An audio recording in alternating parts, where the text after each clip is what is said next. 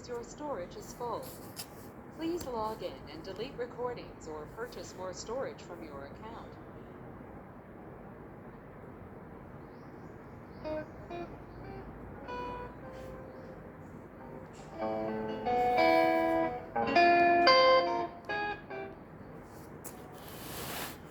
ओम नमोर्यंताणं नमो सिद्धाणं नमो हर्याणं नमो वज्रायाणं नमो लोहि सव्वसाहुणम् मंगलम भगवान वीरो मंगलम गौतमो गणी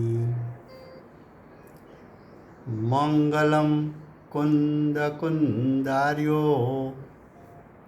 जैन धर्मोस्तु मंगलम ओंकार बिंदु संयुक्तम नित्यं जायन्ति योगिनो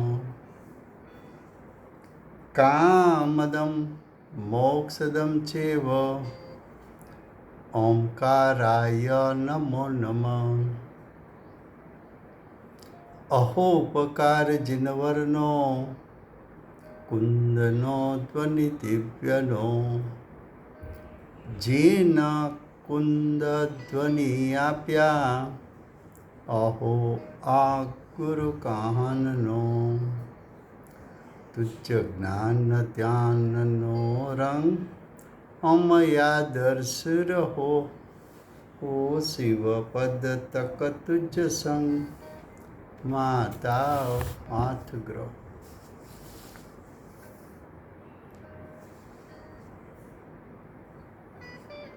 ये समयसार नाम का परम अध्यात्म शास्त्र है। तीसरा अधिकार पुण्य पाप अधिकार चलता है। पुण्य पाप अधिकार में उसका विषय है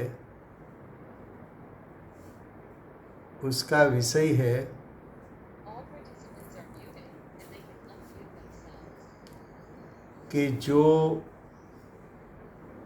पक्षपाती जीव है, जो पुण्य कर्म से मोक्ष होता है, ऐसा पुण्य कर्म का जो पक्षपाती है, ऐसे जीव को आचार्य भगवान मोक्ष का सही कारण दर्शाना चाहते हैं। 155 गाथा की टीका चल रही है। उसमें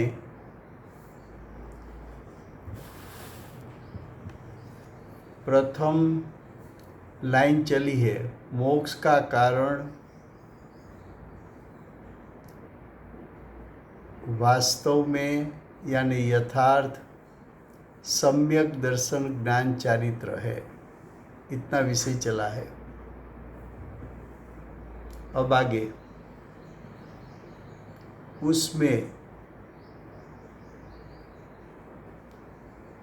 उसमें उसका अर्थ है सम्यक दर्शन ज्ञान चारित्र में। सम्यक दर्शन तो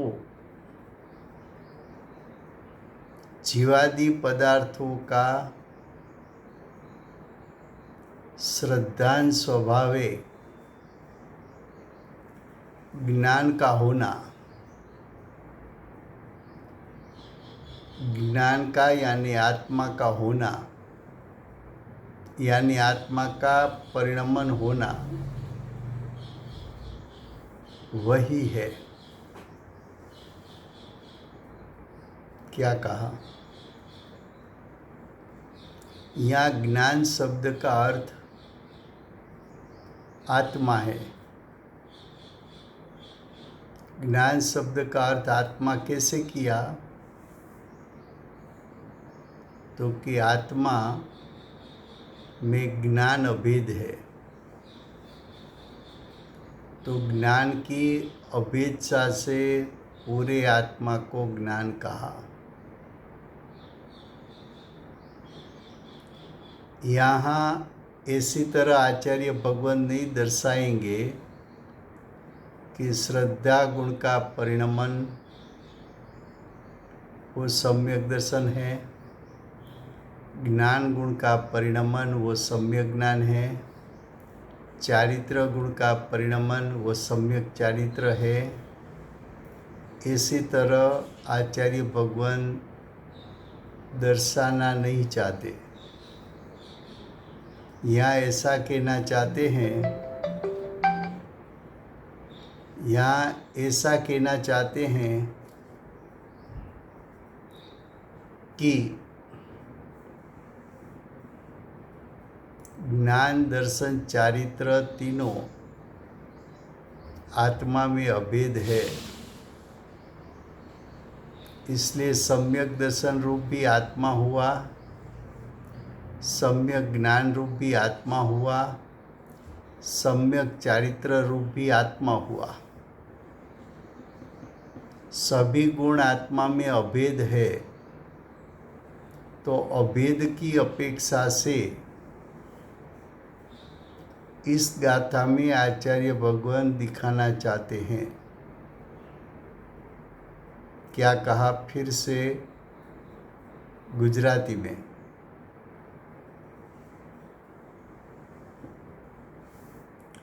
गाथा 155 पुण्य पाप अधिकार એની ટીકા ચાલે છે। ટીકાનું પ્રથમ સેન્ટન્સ ચાલેલું છે કે મોક્ષનું કારણ ખરેખર સમ્યક દર્શન જ્ઞાન ચારિત્ર છે। સમ્યક દર્શન જ્ઞાન ચારિત્ર એ ત્રણની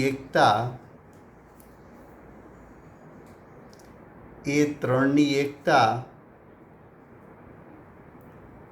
એને મોક્ષ માર્ગ કહેવામાં આવે છે। તો મોક્ષનું કારણ મોક્ષ માર્ગ છે। ત્રણની એકતાને શું કીધું? તો કે ત્રણની એકતા, સમ્યક દર્શન જ્ઞાન ચારિત્ર ત્રણની એકતા એને મોક્ષ માર્ગ કયો। મોક્ષ માર્ગ કારણ અને એનું ફળ મોક્ષ એ કાર્ય।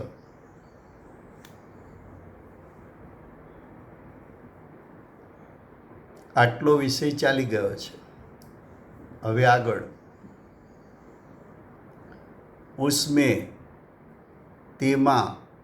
उसमें उसका अर्थ है तेमा सम्यक दर्शन तो जीवादि पदार्थोना श्रद्धान स्वभावे ज्ञानનું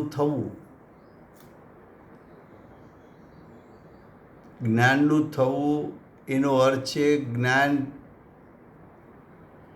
પરિણમવું। અહીંયા જ્ઞાન શબ્દનો અર્થ છે આત્મા। જ્ઞાન શબ્દનો અર્થ આત્મા કેવી રીતે કર્યો? તો કે જ્ઞાન આત્મામાં અભેદ છે,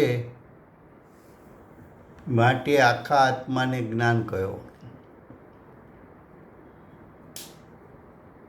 આ ગાથામાં આચાર્ય ભગવાન શ્રદ્ધા ગુણના નિર્મળ પરિણામ એને સમ્યક દર્શન નહીં કહે, જ્ઞાન ગુણના નિર્મળ પરિણામ એને સમ્યક જ્ઞાન નહીં કહે, ચારિત્ર ગુણના પવિત્ર વિતરાગ પરિણામ એને આ સમ્યક ચારિત્ર નહીં કહે। એક એક ગુણની વાત નહીં કરે, પણ શ્રદ્ધા જ્ઞાન ચારિત્ર ત્રણેય આત્મામાં અભેદ છે।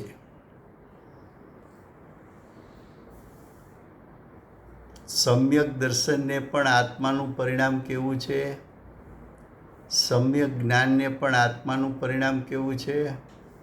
સમ્યક ચારિત્રને પણ આત્માનું પરિણામ કેવું છે? જ્ઞાન ગુણને અભેદ કરીને આખા આત્માને જ્ઞાન કીધો. તો જ્ઞાન રૂપે થવું, પરિણમવું એટલે આત્મા સમ્યક દર્શન રૂપે થવો. આત્મા સમ્યક દર્શન રૂપે પરિણમે. ક્યારે પરિણમે? તો કે જીવાદી પદાર્થોનું શ્રદ્ધાન.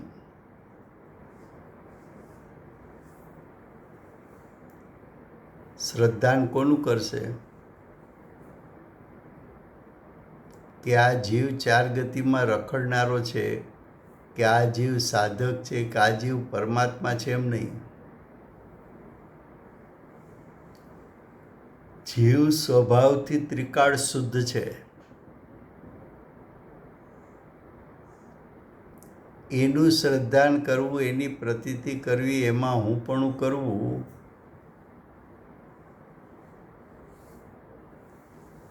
એને જીવનું શ્રદ્ધાન કહે છે.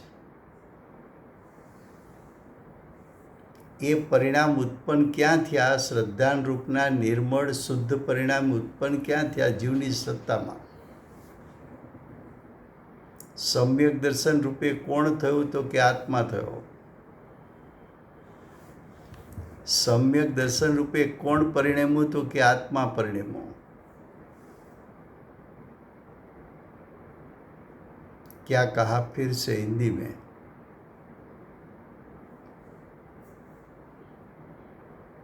टीका की प्रथम लाइन का आखिरी शब्द है उसमें. उसमें उसका अर्थ है सम्यक दर्शन ज्ञान चारित्र में.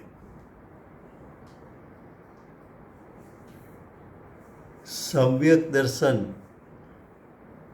किसको कहे? तो कि जीवादि पदार्थों का श्रद्धान स्वभावे ज्ञान का होना, ज्ञान का परिणमना,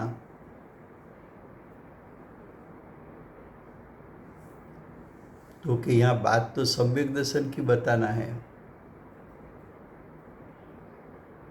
तो ज्ञान का परिणमन, ज्ञान का होना, ऐसा क्यों लिया? श्रद्धान तो श्रद्धा गुण का परिणाम है. तो कि यहाँ ज्ञान का अर्थ ज्ञान गुण नहीं करना है.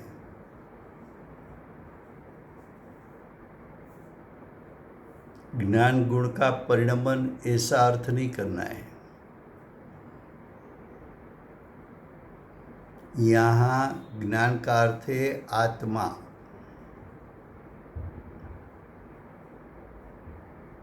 तो जीवादि पदार्थों के श्रद्धान स्वभावे आत्मा का होना, आत्मा का परिणमन होना,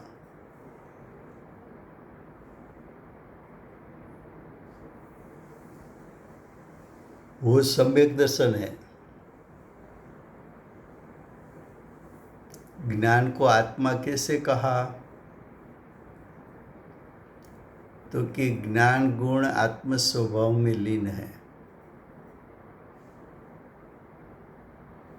ज्ञान गुण आत्म स्वभाव में लीन है, अभेद है. तो ज्ञान को आत्मा में अभेद करके पूरे आत्मा को ज्ञान कहा है.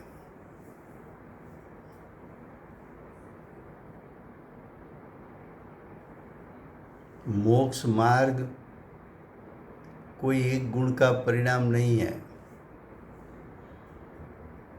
मोक्ष मार्ग में सभी गुणों की अभेदता है। जब आत्मा का परिणमन होता है तभी सभी गुणों का परिणमन होता है। द्रव्य को परिणाम होता है, गुण को भी परिणाम होता है। यहाँ गुण से बात नहीं लेना है।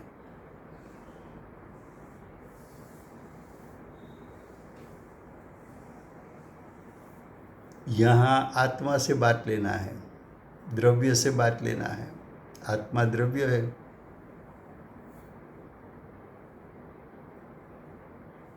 तो कि आत्मद्रव्य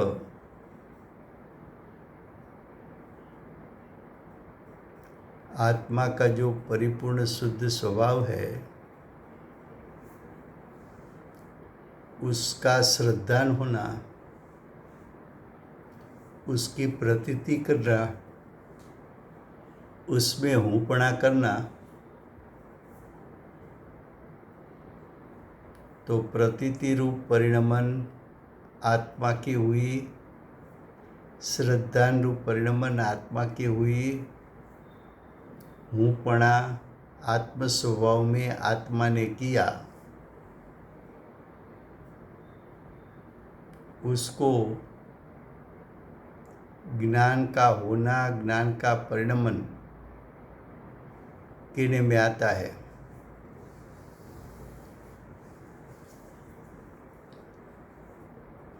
मोक्ष मार्ग कोई एक गुण की पर्याय नहीं है, जीव द्रव्य की पर्याय है। तो मोक्ष का कारण मोक्ष मार्ग,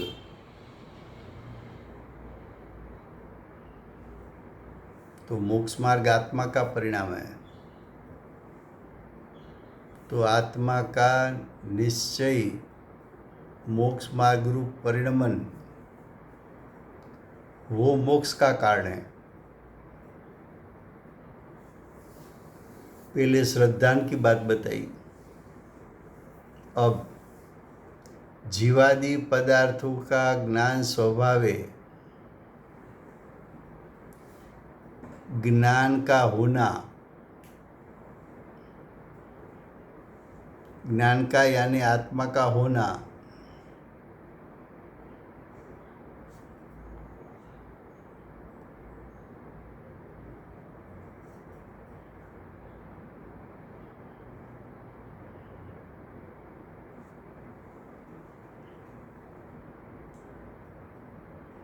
तो कि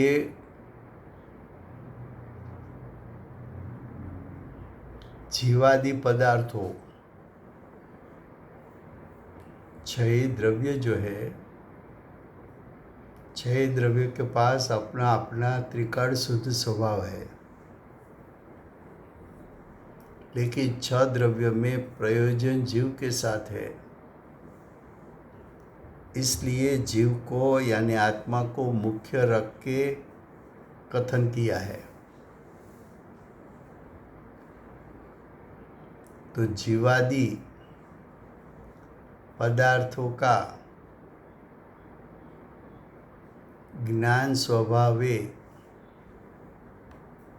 परिणमन,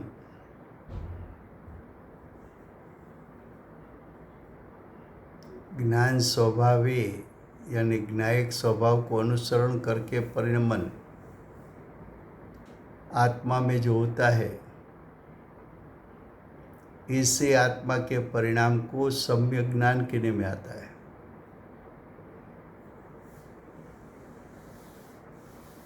फिर से क्या कहा? जीवादि पदार्थों, जीवादि पदार्थों जाति अपेक्षा से छः है, संख्या अपेक्षा से अनंत अनंत है। सभी के पास अपना अपना त्रिकाल शुद्ध स्वभाव है, लेकिन यहाँ तो जीव की मुख्यता से बात करना है। तो जीव त्रणेय काल स्वभाव से तो ज्ञान स्वभावी है, ऐसा ज्ञान स्वभाव को अनुसरण करके परिणमन करना, ऐसे आत्मा के परिणाम को ज्ञान यानी सम्यक ज्ञान कहने में आता है।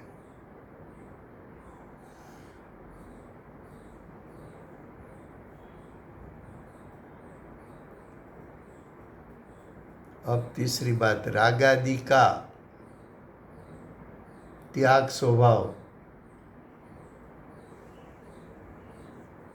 ज्ञान का होना, ज्ञान का परिणमन, ज्ञान का अर्थ यहाँ आत्मा किया, तो आत्मा का परिणमन, आत्मा का होना, आत्मा कैसा हुआ? रागादि का त्याग स्वभाव है। अनादि अनंत काल आत्मा स्वभाव से परिपूर्ण वितराग है। अगर आत्मा परिपूर्ण स्वभाव से वितराग न हो तो वर्तमान काल में वितरागता प्रकटेगी कैसे?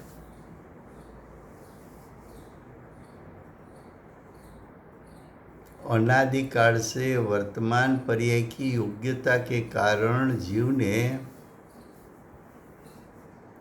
मोह राग द्वेष किया, लेकिन वो मोह राग द्वेष तो पर्याय की योग्यता थी, द्रव्य स्वभाव नहीं था।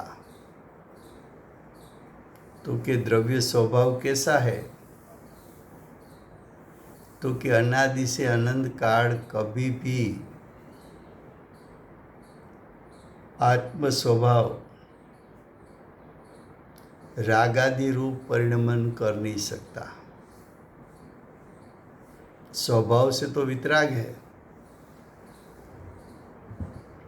वो वितराग स्वभाव का लक्ष्य करके परिणमन किया,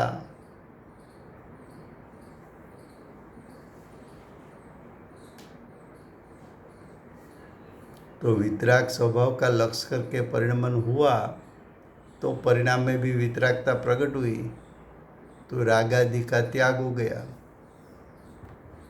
वो तो परिणाम में से रागादि का त्याग हो गया। आत्म स्वभाव तो वितरागी था, तो रागादि का त्याग स्वभाव है। रागादि का त्याग वो आत्म स्वभाव का लक्ष्य करने से प्रकट होता है।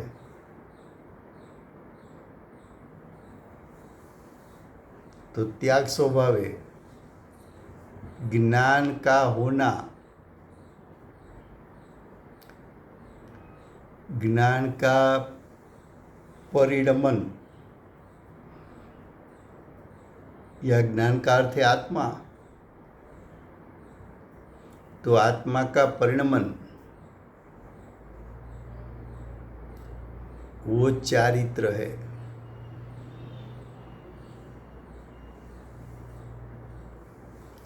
सम्यक दर्शन आत्मा का परिणाम बताया, सम्यक ज्ञान आत्मा का परिणाम बताया, सम्यक चारित्र तीन को भी आत्मा का परिणाम बताया। सम्यक दर्शन, सम्यक ज्ञान, सम्यक चारित्र तीनों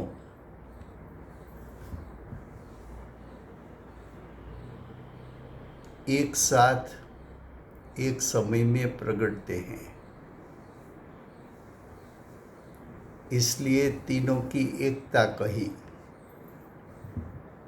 क्योंकि जिस समय श्रद्धा गुण परिणमता है वो परिणमन भी आत्मा में अभेद है।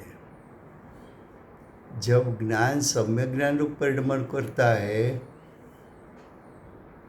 तभी ज्ञान का परिणमन भी आत्म स्वभाव के साथ, आत्मद्रव्य के साथ अभेद है। और वितराग चारित्र रूप परिणमन किया वो परिणाम भी आत्मद्रव्य के साथ अभेद है। तो सम्यक दर्शन ज्ञान चारित्र तीनों परिणाम आत्मा की सत्ता में अभेद है। तीनों परिणामन एक साथ होता है। ऐसी त्रण की एकता, उसको अभेद करके आत्मा कहा। इसलिए कहा कि आत्मा मोक्ष मार्ग रूप परिणमन करता है। जो आत्मा मोक्ष मार्ग रूप परिणमन किया, उसका फल क्या? तो कि उसका फल मोक्ष की प्राप्ति। तो देखो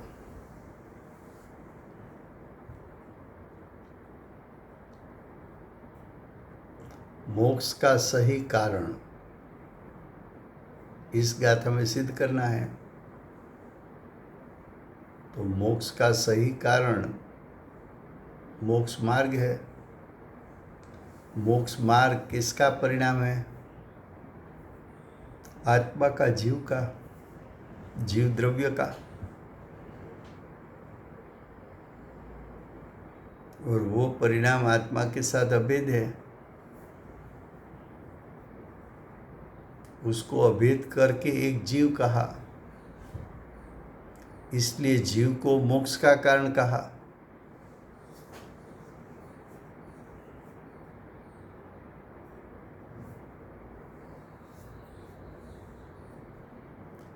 फिर से गुजराती में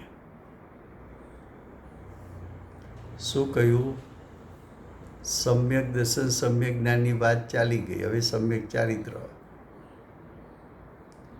રાગાદિના ત્યાગ સ્વભાવે જ્ઞાનનું થવું. જ્ઞાનનું થવું એટલે આત્માનું થવું, આત્માનું પરિણમવું.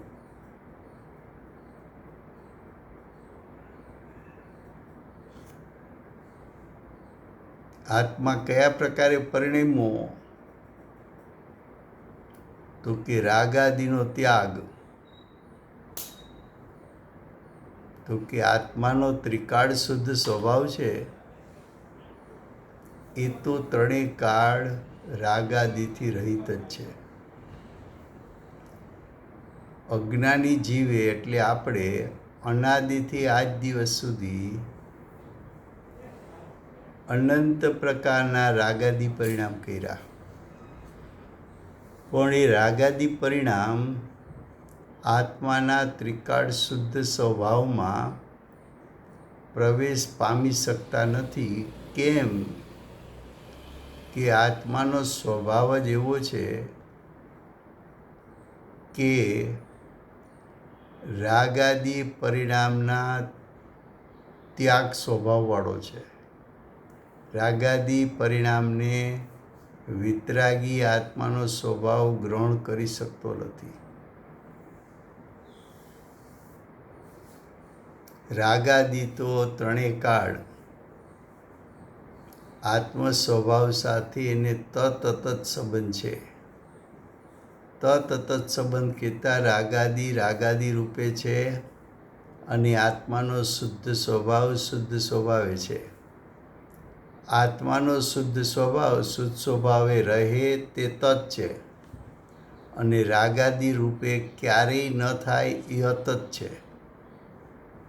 અને રાગાદિ સ્વભાવ રૂપે રહે તે તત છે અને રાગાદિ આત્માના ત્રિકાળ શુદ્ધ સ્વભાવ રૂપે ન થાય એ અતત છે. તો બંને વચ્ચે તતતપણું છે. બંને કહેતા આત્માનો શુદ્ધ સ્વભાવને રાગાદિ વચ્ચે તતત સંબંધ છે. બંને વચ્ચે ભિન્નપણું છે. કેવું? સ્વભાવ વિભાવનું ભિન્નપણું, અન્યત્વ છે. તો રાગાદિના ત્યાગ સ્વભાવે જ્યારે આત્મ સ્વભાવ લક્ષી પરિણામ કરે છે ત્યારે આત્માનો સ્વભાવ તો નિર્વિકલ્પ છે. નિર્વિકલ્પ સ્વભાવના લક્ષે આત્માના પરિણામ પણ નિર્વિકલ્પ થાય છે. તેવી રીતે આત્મ સ્વભાવ તો ત્રણેય કાળ વિતરાગ સ્વભાવ છે. વિતરાગ સ્વભાવના લક્ષે આત્માના ઉત્પન્ન થતા પરિણામ પણ વિતરાગ ઉત્પન્ન થાય છે. એ વિતરાગતા રૂપે કોણ થયું? તો અહીંયા એક એક ગુણને જુદા પાડીને આચાર્ય ભગવંત વર્ણન કરતા નથી. અહીંયા તો આચાર્ય ભગવાન આત્મા અનંત ગુણોનું એકત્વ એવો અભેદ આત્મા જ સમ્યક દર્શન રૂપે પરિણમે છે, આત્મા જ સમ્યક જ્ઞાન રૂપે પરિણમે છે, આત્મા જ સમ્યક ચારિત્ર રૂપે પરિણમે છે. એ પ્રકારે કથન કરતા હોવાથી અહીંયા કહ્યું કે રાગાદિના ત્યાગ રૂપે પરિણમવું. કોનું? તો કે આત્માનું પરિણમવું. તે ચારિત્ર છે, તે વિતરાગતા છે, તે પવિત્ર દશા છે, તે શુભાશુભ રહિત દશા છે, તે મોહ રાગ દ્વેષ રહિત દશા છે, તે ક્રોધ માન માયા લોભ હાસ્ય રતિ અરતિ શોક ભય ગુપ સાથે રહિત પરિણામ છે. તેથી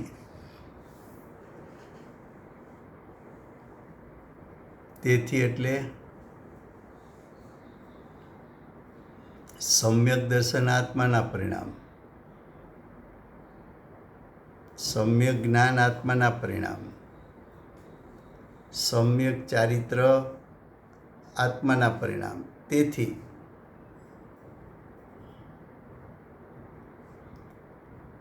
આત્માના પરિણામ સમ્યક દર્શન જ્ઞાન ચારિત્ર રૂપે છે. તેથી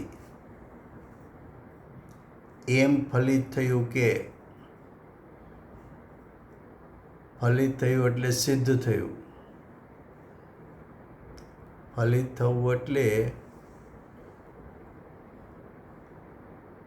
સિદ્ધ થયું કે સમ્યક દર્શન જ્ઞાન ચારિત્ર એ ત્રણેય એકલું જ્ઞાનનું એટલે આત્માનું, જ્ઞાનનું એટલે આત્માનું, ભવન એટલે પરિણમન, પરિણમન જ છે. જો એમ ન કહ્યું કે સમ્યક દર્શન શ્રદ્ધા ગુણનું પરિણામ છે, સમ્યક જ્ઞાન જ્ઞાન ગુણનું પરિણામ છે, સમ્યક ચારિત્ર ચારિત્ર ગુણનું પરિણામ છે, એમ ન કહ્યું. એ ત્રણેય કહેતા સમ્યક દર્શન જ્ઞાન ચારિત્ર એકલું એટલે માત્ર,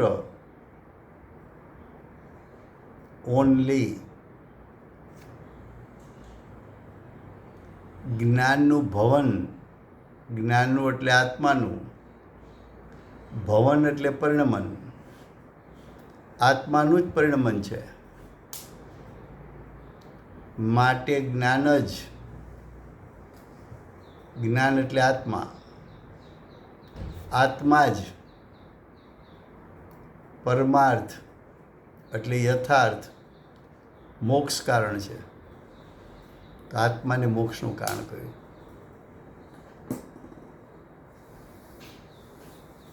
देखो फिर से क्या कहा, टीका की लास्ट 2 लाइन, इसलिए, इसलिए का अर्थ है कि आत्मा का परिणमन सम्यक दर्शन सम्यक ज्ञान सम्यक चारित्र रूप है, इसलिए ऐसा फलित हुआ, ऐसा सिद्ध हुआ कि सम्यक दर्शन ज्ञान चारित्र तीनों अकेला यानी ओनली ज्ञान का भवन यानी आत्मा का परिणमन ही है। सम्यक दर्शन ज्ञान चारित्र तीनों है तो मोक्ष मार्ग। संवर निजरा किसका परिणाम है? आत्मद्रव्य का है। वहां भेद नहीं किया कि सम्यक दर्शन श्रद्धा गुण का परिणाम है, सम्यक ज्ञान ज्ञान गुण का सम्यक परिणाम है, सम्यक चारित्र चारित्र गुण का सम्यक परिणाम है। ऐसा भेद नहीं किया, तीनों को अभेद करके कथन बताया। ये सब आत्मा ही है।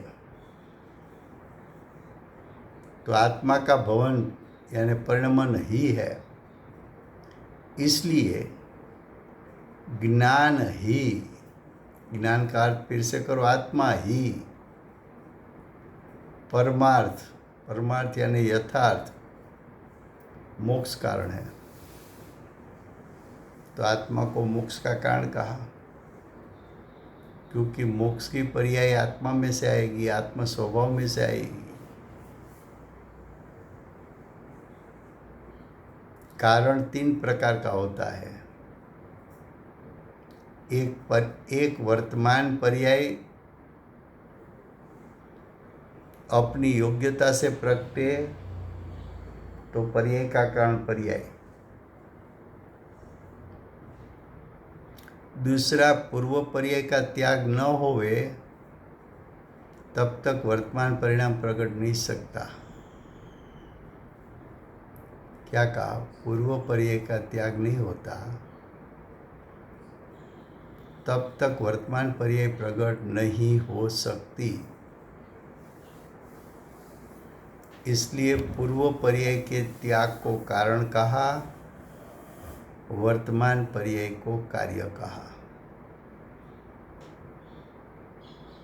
तीसरा कारण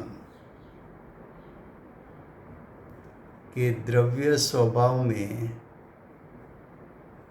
अनंत प्रकार की पर्याय करने का शक्ति रूप सामर्थ्य है।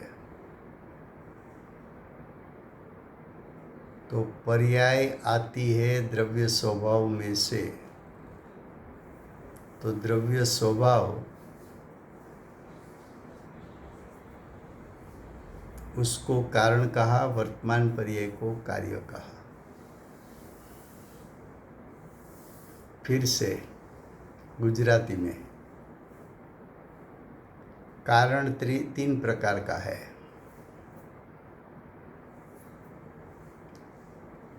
कि वर्तमान पर्याय जो प्रकट हुई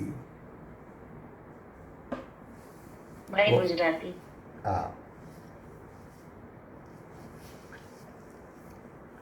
વર્તમાન પર્યાય જે પ્રગટ થઈ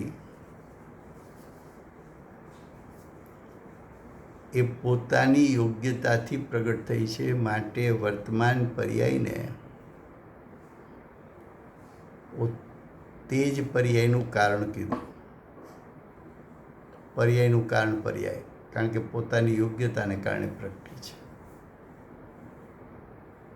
એક કારણ। બીજું કારણ, પૂર્વ પર્યાયનો ત્યાગ ન થાય ત્યાં સુધી વર્તમાન પર્યાય પ્રગટતી નથી।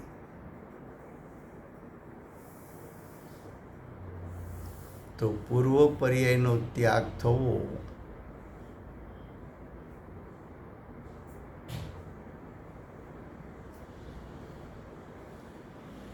એને કારણ કહ્યું અને વર્તમાન પર્યાય પ્રગટ થઈ એને કાર્ય કહ્યું।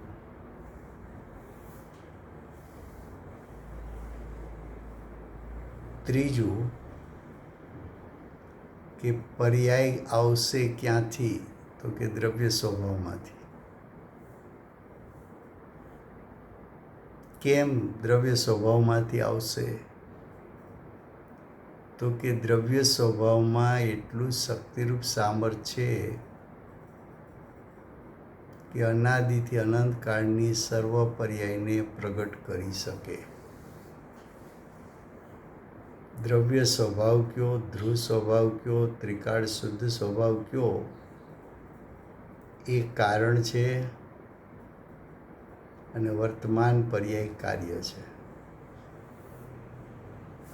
તો મોક્ષની પર્યાયનું કારણ એને તત્સમયની યોગ્યતા કહેવાય. મોક્ષ માર્ગ એનો વ્યય ન થાય ત્યાં સુધી મોક્ષ પ્રગટતો નથી. માટે પૂર્વ પર્યાય મોક્ષ માર્ગ રૂપની એનો ત્યાગ એ કારણ, વર્તમાન પર્યાયનું પ્રગટ થવું, મોક્ષ રૂપે પ્રગટ થવું એ કાર્ય. ત્રીજું કારણ કે આત્માનો સ્વભાવ તો મોક્ષ સ્વરૂપ જ છે. ત્રણેય કાળ એનામાં મોક્ષરૂપ પર્યાય સાદી અનંતકાળ પ્રગટે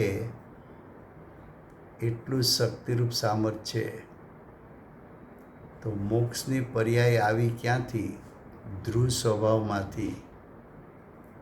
6 કારકમાં ધ્રુવ સ્વભાવને અપાદાન કારણ કહ્યું છે.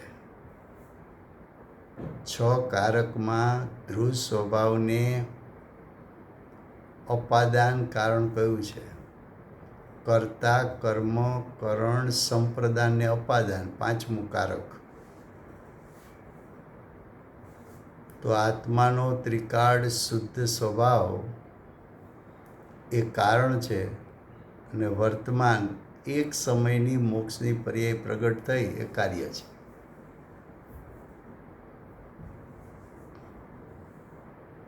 अब भावार्थ.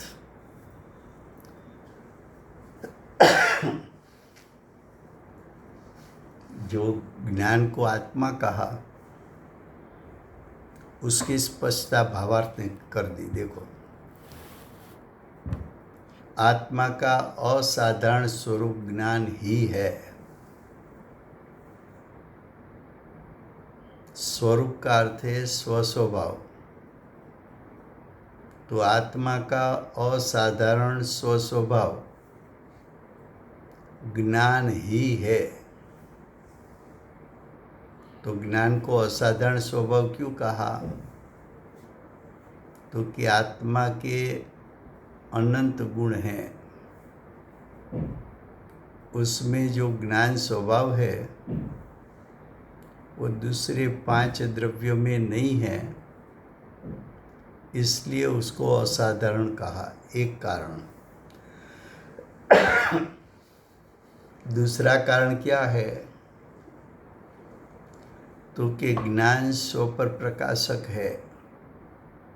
आत्मा में असाधारण गुण भी अनंत है, लेकिन वो अनंत गुण में एक भी गुण स्व को भी जाने, पर को जाने, ऐसा स्वपर प्रकाशक ज्ञान कर सके ऐसा एक भी गुण नहीं है. इसलिए ज्ञान गुण को असाधारण कहा. ज्ञान को असाधारण क्यों कहा? तो कि ज्ञान में स्व पर का भेद ज्ञान करने की शक्ति है,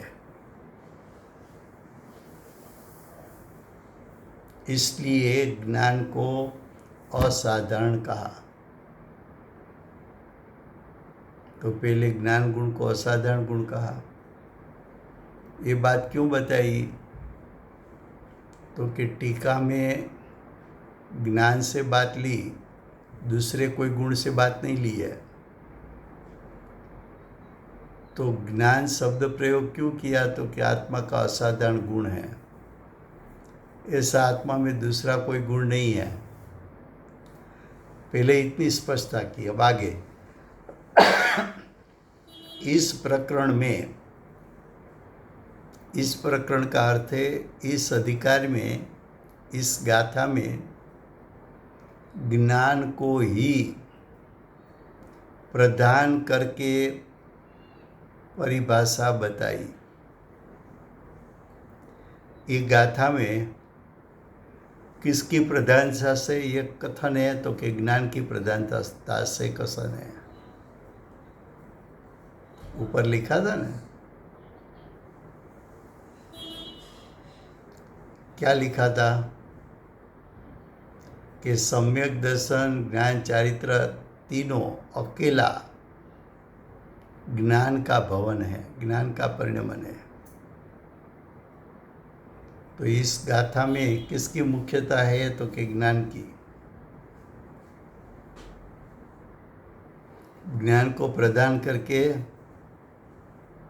मोक्ष मार्ग का स्वरूप बताया। इसलिए सम्यक दर्शन, ज्ञान और चारित्र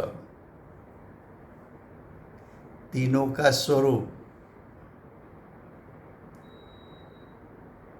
रूप ज्ञान ही परिणमता है। ऐसा क्यों कहा, तो कि ज्ञान की मुख्यता से कथन करना है, तो तीनों में ज्ञान की मुख्यता बताई। ऐसा कहकर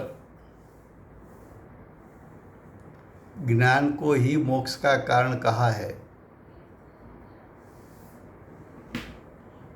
अब देखो ध्यान से सुनना। ज्ञान है वो अभेद विविक्षा में, कौन सी विविक्षा में, अभेद विविक्षा में, विविक्षा का अर्थ अपेक्षा। ज्ञान को आत्मा में अभेद करके उस अपेक्षा से हम कहना चाहते हैं। ज्ञान को किस पे अभेद किया, आत्मा में। तो ज्ञान है वो अभेद विविक्षा में आत्मा ही है, तो ज्ञान को ही आत्मा कहा।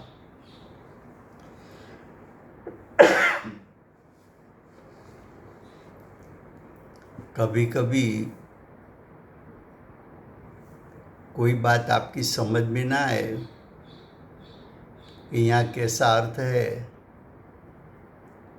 तब ऐसा करना, पहले गाथा पढ़ना शांति से, बाद में टीका भी शांति से पढ़ना, उसके बाद भावार्थ शांति से पढ़ना। तीनों पढ़ेंगे तब आपको मालूम पड़ेगा कि यहाँ ज्ञान शब्द प्रयोग क्यों किया है, किसके लिए किया है। तो कि यहाँ ज्ञान शब्द अभेद विविक्षा से ज्ञान का अर्थ आत्मा करना है। ज्ञान को मुख्य करके, लेकिन ज्ञान क्या है, तो कि क्या अज्ञान आत्मा है, तो आत्मा को मुख्य करके कथन करना है। ऐसा कथन करने में कोई विरोध नहीं है। इसलिए टीका में कुछ स्थान पर आचार्य देव ज्ञान स्वरूप आत्मा को ज्ञान शब्द से कहा है। देखो, आप भावार्थ पढ़ो तब आपको टीका मालूम पड़ेगी क्या कहा कि ज्ञान शब्द का अर्थ क्या करे।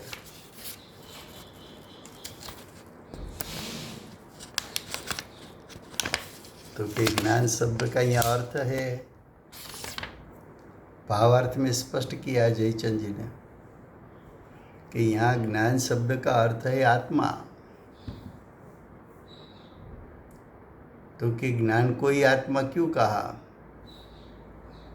तो कि आत्मा के सर्व गुणों में सर्वश्रेष्ठ गुण ज्ञान है। क्यों? ज्ञान सर्वश्रेष्ठ क्यों है?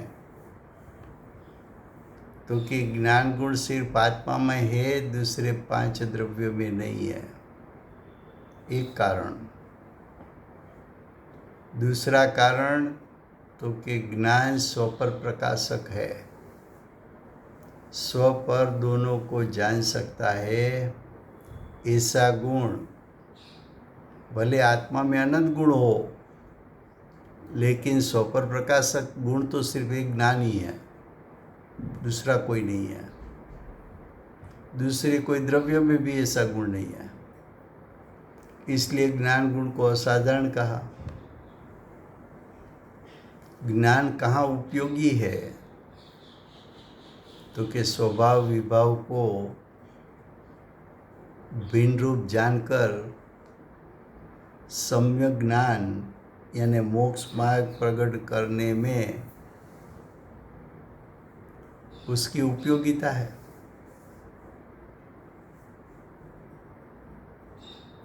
इसलिए ज्ञान गुण असाधारण गुण है। असाधारण गुण है इसलिए हमने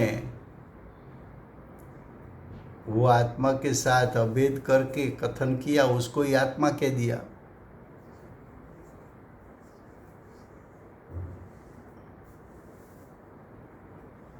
फिर से गुजराती में भावार्थ। આત્માનું અસાધારણ સ્વરૂપનો અર્થ છે સ્વભાવ। તો આત્માનો અસાધારણ સ્વભાવ આ જ્ઞાન જ છે।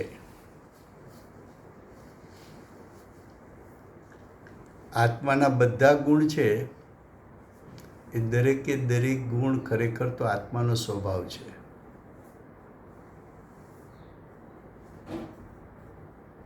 પણ અહીંયા એમ કીધું અસાધારણ। અસાધારણનો એક પ્રકાર કે જ્ઞાન ગુણ માત્ર આત્મામાં છે, બીજા 5 જાતિના દ્રવ્યોમાં જ્ઞાન સ્વભાવ નથી, માટે અસાધારણ કીધો। પણ એવા સ્વભાવ પણ આત્મામાં બીજા ઘણા છે જે માત્ર આત્મામાં હોય, બાકીના 5માં ન હોય। તો બીજું કારણ આપે છે કે જ્ઞાન સ્વ પર પ્રકાશક છે, સ્વને પણ જાણી શકે, પરને પણ જાણી શકે। આત્માના અનંત ગુણમાં માત્ર એક ગુણ જ એવો છે, ને બીજા 5 દ્રવ્યોમાં અનંત ગુણ છે, એમાં પણ એક પણ ગુણ એવો નથી સ્વ પર પ્રકાશક હોય। માટે આત્માનો અસાધારણ સ્વભાવ જ્ઞાન જ છે। આ જ્ઞાન સ્વ પર પ્રકાશક હોવાથી સ્વભાવ વિભાવને જુદા પાડી શકે છે। સ્વ પર પ્રકાશક હોવાથી 2 દ્રવ્ય વચ્ચે પૃથકત્વ છે એવું યથાર્થ જાણી શકે છે। તો આત્માનું અસાધારણ સ્વરૂપ જ્ઞાન જ છે।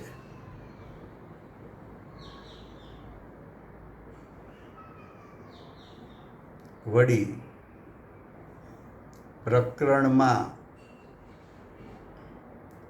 જ્ઞાનને જ મુખ્ય કરીને જ્ઞાનને મુખ્ય કેમ કર્યો હતો કે અસાધારણ ગુણ છે માટે। બીજું,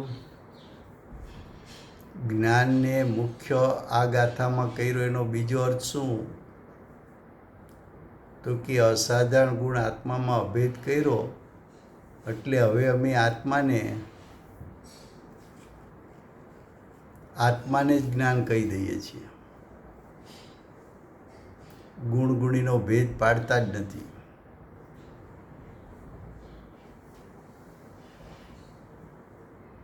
તેથી આ પ્રકરણમાં જ્ઞાન મુખ્ય હોવાથી, તેથી લખ્યું એટલે આ પ્રકરણમાં જ્ઞાન મુખ્ય હોવાથી સમ્યક દર્શન, જ્ઞાન, ચારિત્ર એ ત્રણેય સ્વરૂપે જ્ઞાન જ પરિણમે છે, એટલે કે આત્મા જ પરિણમે છે. સમ્યક દર્શન રૂપે કયો તો એ આત્મા પરિણમ્યો છે, સમ્યક જ્ઞાન રૂપે કયો તો એ આત્મા પરિણમ્યો છે, સમ્યક ચારિત્ર રૂપે કયો તો પણ આત્મા જ પરિણમ્યો છે. એમ કહીને જ્ઞાનને જ મોક્ષનું કારણ કહ્યું છે, એટલે આત્માને જ મોક્ષનું કારણ કહ્યું છે. જ્ઞાન છે તે અભેદ વિવિક્ષામાં, એટલે અભેદની અપેક્ષાએ, વિવિક્ષા એટલે અપેક્ષા, અભેદની અપેક્ષાએ એટલે જ્ઞાનની આત્મામાં અભેદ કરો એ અપેક્ષાએ આત્મા જ છે. અમે કંઈ જ્ઞાનને આત્મા જુદા છે એમ નથી કહેતા. સમ્યક દર્શન, જ્ઞાન, ચારિત્ર એ આત્માના જ પરિણામ છે એમ કહેવામાં કોઈ પણ વિરોધ નથી. માટે ટીકામાં કેટલેક સ્થળે આચાર્ય દેવે જ્ઞાન સ્વરૂપ આત્માને શેના દ્વારા સંબોધન કર્યું? તો કે જ્ઞાન શબ્દથી કયો છે. એટલે જ્ઞાન શબ્દનો અર્થ શું કરવો? તો કે આત્મા કરવો.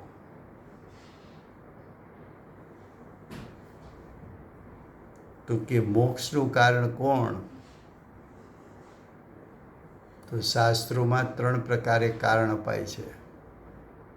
પર્યાયનું કારણ, પર્યાય એટલે મોક્ષરૂપી પર્યાયનું કારણ, મોક્ષરૂપી પર્યાય એની યોગ્યતા અનુસાર પ્રગટી છે, માટે પર્યાયનું કારણ પર્યાય. બીજું કારણ, પૂર્વ પર્યાયનો ત્યાગ થાય તો જ વર્તમાન પર્યાય પ્રગટે, એટલે મોક્ષ માર્ગનો ત્યાગ થાય તો જ મોક્ષ પ્રગટે, માટે મોક્ષ માર્ગનો ત્યાગ એને કારણ કહ્યું. અને ત્રીજું કારણ, એ મોક્ષરૂપી પર્યાય આત્માના ત્રિકાળ શુદ્ધ સ્વભાવમાંથી આવે છે, માટે આત્માનું ત્રિકાળ શુદ્ધ દ્રવ્ય છે એ કારણ, અને વર્તમાન મોક્ષની પર્યાય પ્રગટ થઈ એ કાર્ય. હવે ગાથા 156. પરમાર્થ, મોક્ષ કારણથી અન્ય જે કર્મ તેનો નિષેધ કરે છે. અહીંયા સમ્યક દર્શન, જ્ઞાન, ચારિત્ર અમે બતાવ્યું એ જ મોક્ષનું કારણ છે. બીજા કોઈ પણ ભાવ મોક્ષનું કારણ થઈ શકતા નથી. એ વિષય કાલે ચાલશે. સમય થયો છે.